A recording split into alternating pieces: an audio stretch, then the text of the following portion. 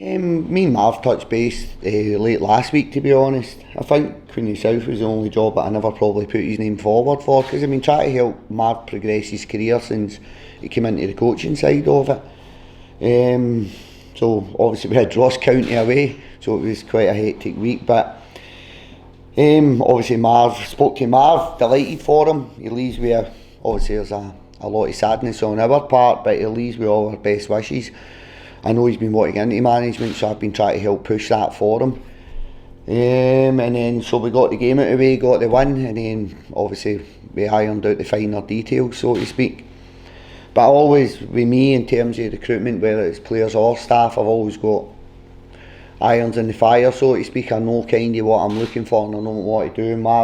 Marv played heavily on the defensive side of the game, so I take most of the training and do the analysis, but I do break training up slightly in terms of the offensive phases and the defensive phases, and I gave Marv a bit of scope to work with the defenders via video and coaching time on the park. So I knew in my head that I was going to probably be looking for someone who was defensive minded, or someone who had played at the top level, who could bring their experience to the football club. And I knew Christoph was looking for a job.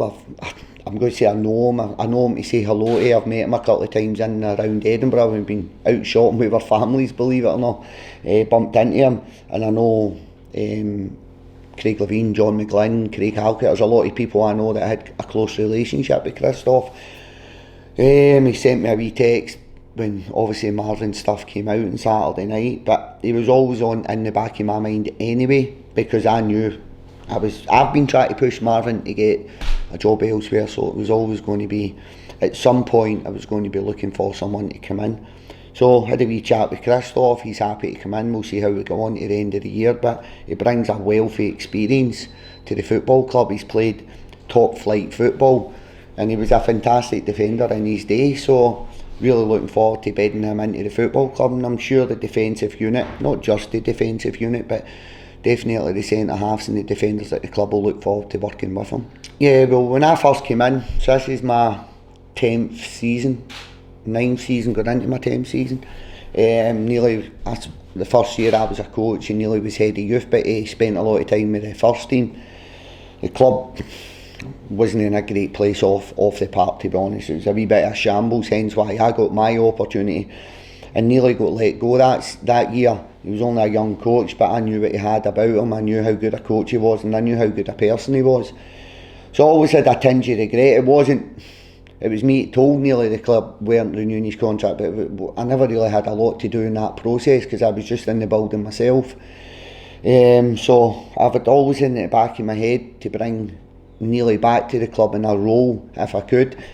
Getting back to the Premier League, and then you've got to tick boxes in terms of coaching badges, Club Academy Scotland, bringing the youth system, the youth academy back. It allowed us to get a wee bit of money for the youth academy, a wee bit of money for the first team to bring Nearly on board. I'm big on promoting my Finn, as you would have seen with Marv previously.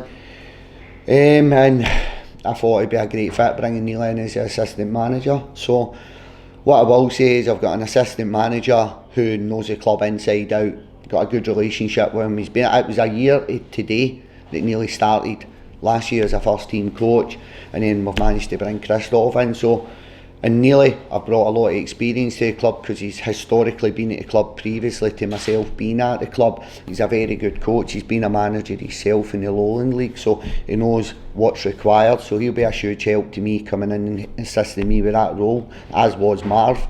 And I try and recruit people at the club that are good characters. Whether they're going to be good coaches or whether they're a good coach at this point in time, I find it a wee bit irrelevant. In terms of Christoph and Neil, I know them personally, character-wise, they've got their coaching badges, and they've both played at a half-decent level of football, especially Christoph, who's played top level. So I know between us all that we'll make them better coaches, if that makes sense. So it's about recruiting the right people, opposed to maybe a qualification, and I'm more than happy with the staff I've got in the building now. I don't mean that disrespectful, but it'll be a miss in terms of his personality. He's a very, very good coach. He's a fantastic human being, but I'm more than confident that I don't mean this disrespectful to Marv. we'll be okay.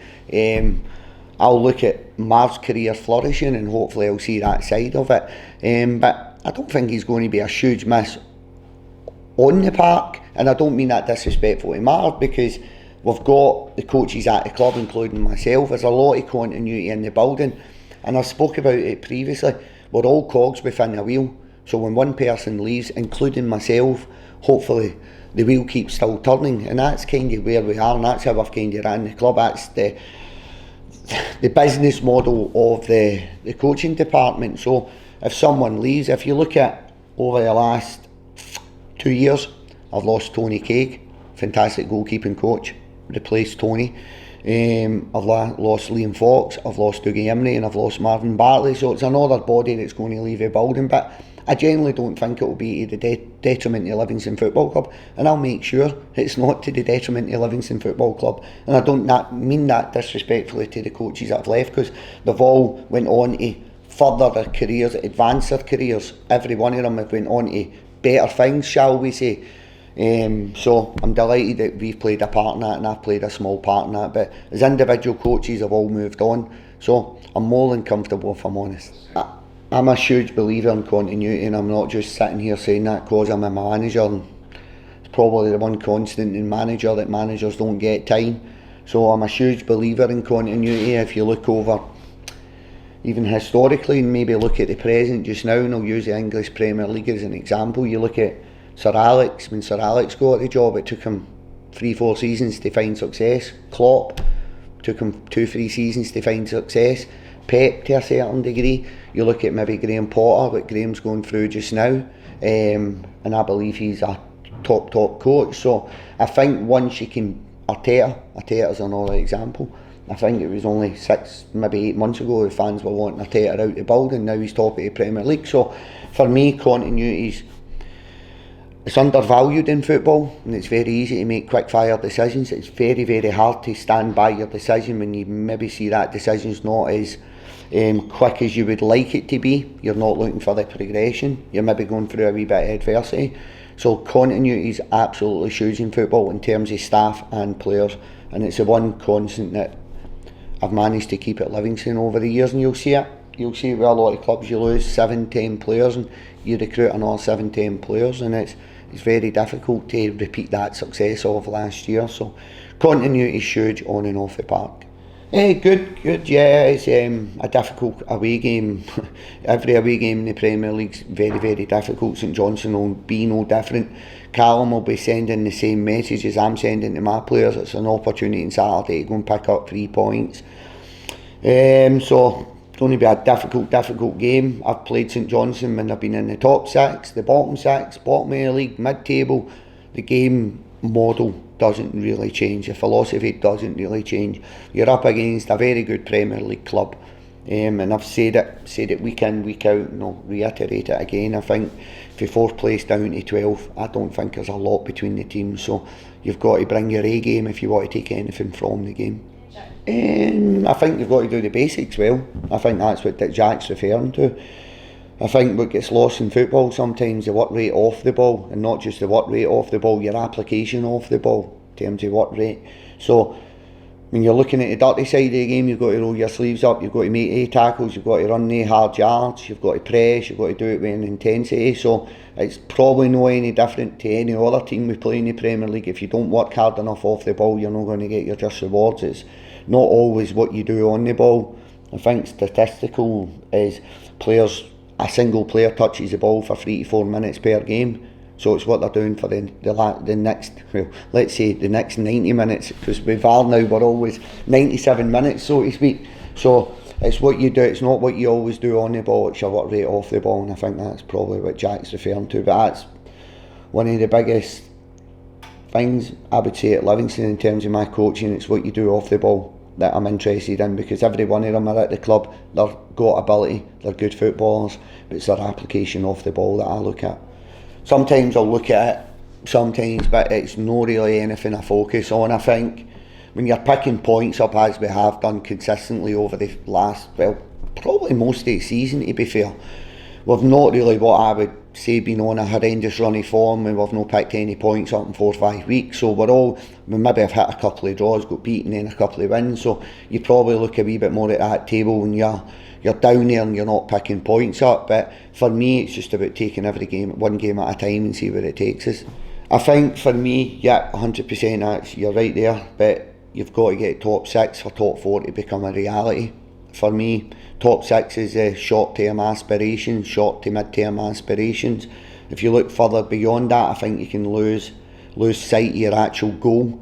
So I try and just keep it down to on a week-to-week basis. But at this point in time, we've been in and around the top 6 most of the season. So we'll be looking to stay in and around the top 6 as long as we possibly can. And once match day 34 comes, if you're in the top 6, you can then re-evaluate your objectives, and that potentially, looking at the table, you need to look at the points at that particular point in time. But European football in top 6 is definitely the aspirations of myself, but it's the aspirations of everybody within the football club.